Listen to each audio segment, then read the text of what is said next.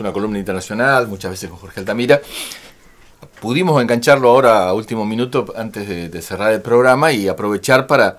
Ya hemos tenido algunas conversaciones sobre el significado del G20, pero aprovechar para también tener un poquito un panorama internacional. Nos interesa particularmente entender esta situación de Francia, ¿no? Porque mientras Macron está acá haciendo pinta en el Teatro Colón, se le está incendiando el rancho ya. Esto es muy interesante. ¿Qué tal, Jorge? ¿Cómo estás? Hola, ¿cómo te va? Bien, bien, muy bien. Bueno, ¿cómo estás viendo este panorama, Jorge? El de Francia. El de Francia en particular, sí. Mira, es un panorama que nosotros tenemos que prestar particular atención, porque conforma un tipo de rebelión popular de características especiales. Por ejemplo, hace un año, o por lo menos 10 meses, etcétera, Francia se confrontaba ante una gran huelga ferroviaria que se iba a manifestar 3 veces por semana durante 2-3 meses. Así es. Y por lo tanto una gran lucha de la clase obrera en defensa de sus conquistas, de sus derechos, y la participación relativa de algunos sindicatos. Algunos pensaron que eso a lo mejor desatamos un mayo francés, pero que de todos modos existía la posibilidad de un movimiento obrero de cierta envergadura. Era difícil que eso ocurriera porque, notaba claramente que la dirección de los sindicatos estaba en una onda de contener el movimiento, con la idea de que Macron de ninguna manera aceptaría ningún tipo de acuerdo y tratando de preservar ellos sus propios aparatos sindicales. Este movimiento es diferente. No es un diferente movimiento de la clase obrera, aunque haya obreros ahí, sino que es un movimiento que une a los sectores que llamaríamos clase media-baja, sectores trabajadores, juventud desempleada. Y este es un fenómeno que se emparenta con lo que ha venido ocurriendo, en algunos casos en las calles y en otros casos en las urnas. Por ejemplo, cuando se vota la salida del Brexit, la salida de Inglaterra de Europa, el llamado Brexit, hay una gran votación de obreros y de capas populares a favor de irse de Europa y a favor de controlar la inmigración, en función de que mientras la City de Londres, los bancos y en general el mundo que vivía en Londres prosperaba en forma extraordinaria, en distintos puntos de Gran Bretaña la pobreza crecía en forma implacable. Entonces había una rebelión contra la burguesía de Londres, pero no en una rebelión clasista contra la burguesía, en una rebelión relativamente ciega, sin conducción política y sin una fisonomía de clase, a veces incluso conducida o influida por partidos nacionalistas. Esto se ve también en Alemania. Quiero decir, hay una rebelión contra la burguesía de parte de sectores que no son exactamente la clase obrera organizada. Y en estas circunstancias los sindicatos, por su carácter burocrático, y los partidos políticos de izquierda, en Europa me refiero de centro-izquierda, por su carácter reformista, por su carácter conciliador, no son capaces de ofrecerles una dirección, de marcarles un rumbo y por lo tanto de definir un contenido de clase en este sentido. Algo de esto pasó acá en América Latina con la huelga de los camioneros en Brasil. Claro, Imagínate, parecido. una huelga de camioneros por tarifazos. Entonces, por lo tanto, ellos no pueden seguir bancando el camión. Nosotros que estamos sufriendo tarifazos a rolete, impactan en forma demoledora en nuestros bolsillos y en nuestra vida hogareña, ¿cómo no vamos a comprender una rebelión contra un tarifazo? ¿No es cierto? Pero no es la clase obrera la que está en una acción organizada liderando ese proceso, sino que es un sector, llamémoslo corporativo, es decir, camioneros, que a lo mejor son camioneros que tienen un camión y a lo mejor son camioneros que tienen una flota pequeña y algunos que tienen una flota más grande y por lo tanto son hasta cierto punto también patronales. En esta crisis capitalista la difusión de la rebelión popular es muy grande y por momentos puede adquirir un signo político confuso, o en algunos casos un signo político de derecha, pero que al mismo tiempo le plantea un desafío tremendo a la derecha, porque en definitiva, ¿cómo recuperan el movimiento? ¿Cómo lo recanalizan? ¿Cómo retoman el control? Porque hay movilizaciones absolutamente en todos lados. Un caso interesante es, por ejemplo, el partido derechista inglés, que en cierto modo lideró el voto para el Brexit, prácticamente desapareció. No tuvo la capacidad de darle una orientación.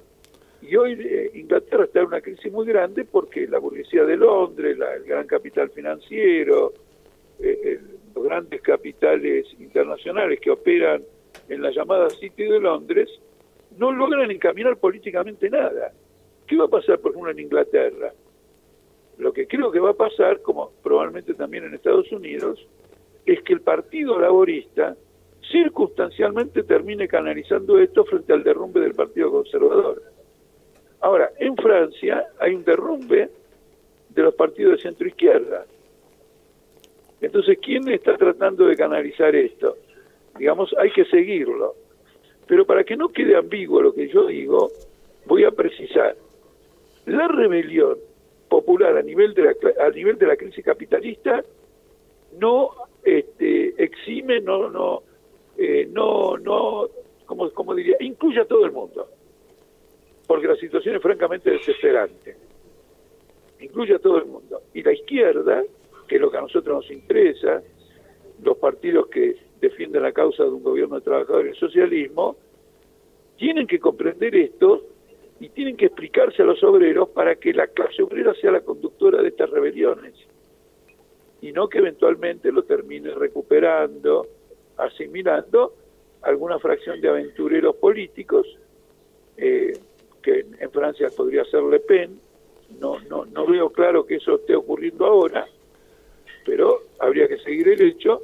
Pero a la gente que está en la calle la acusan de ser de Le Pen, digamos. Bueno, pero comprendés, quiero que se entienda bien esta contradicción. Porque el tipo que agarra y dice lo siguiente: bueno, esta gente de Le Pen cree que Le Pen está protagonizando una rebelión popular. No, la rebelión popular la están protagonizando las víctimas del capitalismo y de la crisis capitalista.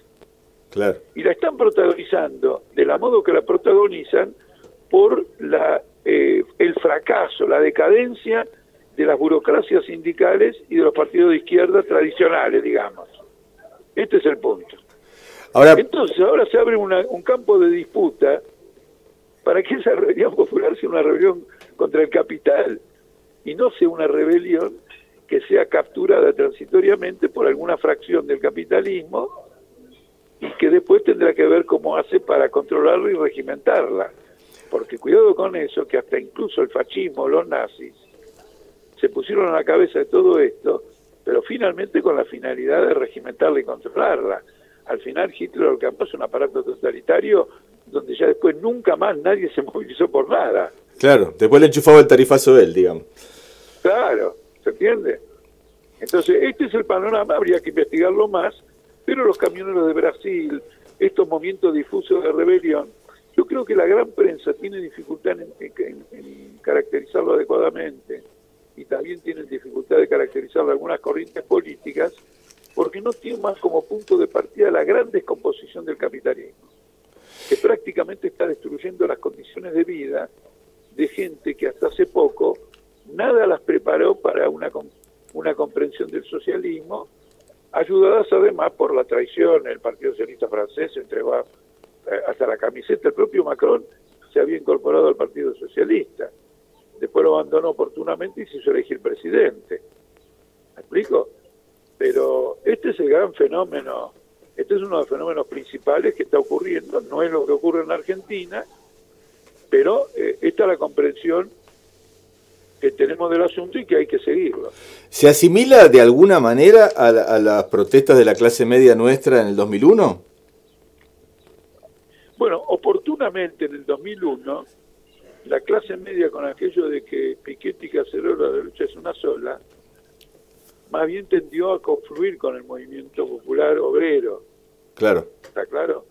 tuvo que venir después toda una etapa política para que en 2015 terminaran apoyando a Macri, o en el año 2008 un sector importante, porque no fueron solamente los grandes oligarcas, un sector muy importante apoyó las movilizaciones del capital agrario en la disputa de la resolución 125. Sí, te estamos perdiendo, Jorge, te escuchamos muy bajito. Ahora sí. Nosotros tuvimos, digamos, tres cosas acá. Primero, la rebelión popular del 2001, en la que participaron muchos de los que habían votado de la Rúa para tirarlo abajo de la Rúa. Sí. De modo que es interesante, ¿no es cierto? Era un voto a favor de la convertibilidad que terminó revelándose cuando estalla todo. Pero lo hace uniéndose a los piquetes. Por eso decía recién, no sé si me escucharon. Sí, te escuchamos. Sí. La consigna de aquella época, piquete y cacerola, la lucha es una sola. Luego, una parte de ese sector, en el año 2008, se alinea con la crisis agraria, del lado de los sectores del capital agrario. Claro, apoyan a De Ángel y toda la bola esa. Bueno, ahí tenés De Ángel y sería un representante de eso, ¿no es cierto? Porque es un tipo de capital mediano, con un tractorista que presta servicios a distintos campos, va de un lado para el otro, dando los servicios de material rodante que tiene él, tractores, etcétera. Y luego tenemos otro voto en el 2015, bueno, que se va, digamos, hacia Macri. Lo importante es que estas rebeliones son la expresión de en unos casos, de una clara descomposición del capitalismo, y del otro lado, cuando hay una crisis política y ninguna de las fuerzas tradicionales del país, históricas, defensoras del orden existente, es capaz de dar una salida y se ve atrapada en esa situación. Pero por sobre todo, digamos, el fracaso de los sectores reformistas, etcétera. En algún caso hay que hacer una gran plataforma. Mira, en Italia se produjo hace un par de años una gran rebelión de agricultores del sur. Y toda una parte de la izquierda dijo, no, están manejados por la mafia de Palermo, del sur de Italia, ¿no es cierto?, de Cerdeña, etcétera, etcétera, etcétera. Pero era una rebelión. Entonces no era simplemente decir, miren, esto es la mafia, es un complot, alguien está conspirando. No, también es un reflejo del nivel de descomposición de la vida cotidiana de muchísima gente como consecuencia de la crisis capitalista. Por lo tanto hay que tener un programa. Lógico. Hay que tener un programa que responda a todo esto. ¿Qué medidas hay que tomar? Bueno, finalmente, ¿qué terminó ocurriendo? Vos tenés hoy un gobierno en Italia compuesto de dos partidos, uno de los cuales es medio fascistoide. Y ha crecido sobre la base de ese tipo de rebelión. Pero en Italia es un país donde pequeños y medianos industriales, como consecuencia de la crisis, se quitaron la vida en un número que yo nunca vi. Nunca vi empresarios que se quitaran la vida al ver que, digamos... La ruina. Su ruina, ahí está, esa es la palabra correcta. Al ver cómo habían quedado arruinados por esta crisis. Bueno, el fracaso ahí de las fuerzas que dicen representar a la clase obrera es total. Y la clase obrera no tiene dirección política. La gran tarea del Partido Obrero y de todo aquello vinculado al Partido Obrero aquí en Argentina, en América Latina, en tantos lugares, es desarrollar un programa político que permita restaurar una dirección de la clase obrera. Por eso hablamos de crisis de dirección. Crisis de dirección es que la dirección que necesita la clase obrera tiene que ser desarrollada, tiene que ser desempeñada, y en la medida en que eso no sea fuerte, potente, vamos a asistir a fenómenos de estas características, cuya caracterización debe hacerse en términos de todas estas contradicciones, pero no simplemente en una clasificación derecha-izquierda, etcétera. No simplemente, sin perder de vista la mayor o menor influencia que podía haber. Por ejemplo, los grupos pro Bolsonaro trataron de aprovechar la huelga de los camioneros para adherir y hacer propaganda. Pero la Central Única de Trabajadores del PT no abrió la boca durante toda la huelga de los camioneros, a sabiendas, sin embargo, que en una huelga contra los tarifazos y que provocó la renuncia del presidente, creo que de Petrobras o del ministro de Energía, no me acuerdo ahora exactamente. Claro, que de fondo, digamos, cualquiera que sea la caracterización, digamos, o los alineamientos políticos, tienen un contenido popular, en el sentido que luchan contra un tarifazo, con esto del caso de Francia. Viste que los tipos se fueron con una guillotina, le pusieron una guillotina frente a la Casa de Gobierno. Y bueno, por eso, ves, mira, interesante la observación tuya, muy interesante. Porque al venir con la guillotina, ellos se sienten inspirados por la clase social a la que ellos pertenecen en 1789, los jacobinos. Claro. Ellos se sienten interpretados por aquellos. Pero aquellos venían a guillotinar la monarquía, y estos a quién vienen a guillotinar. Y además venían a guillotinar la monarquía porque luchaban por la república. ¿Y estos a quién vienen a guillotinar? Lo vienen a guillotinar a Macron. ¿Para reemplazarlo por quién? ¿Para reemplazarlo por la clase obrera o para reemplazarlo por Marine Le Pen? Bueno, ese es el terreno en disputa que está planteado, claro.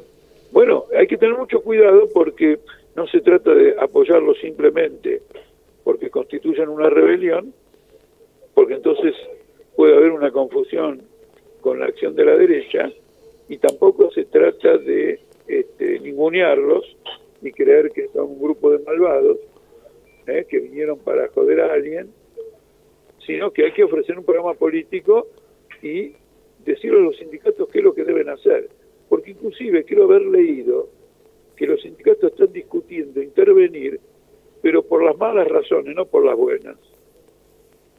Es decir, ofrecerse como intermediarios de una negociación con el gobierno en torno a la nafta, para que el movimiento abandone las calles. O sea, hacer su oficio, digamos, el oficio que saben hacer. Como eso que acá en la Argentina ya lo sabemos de memoria.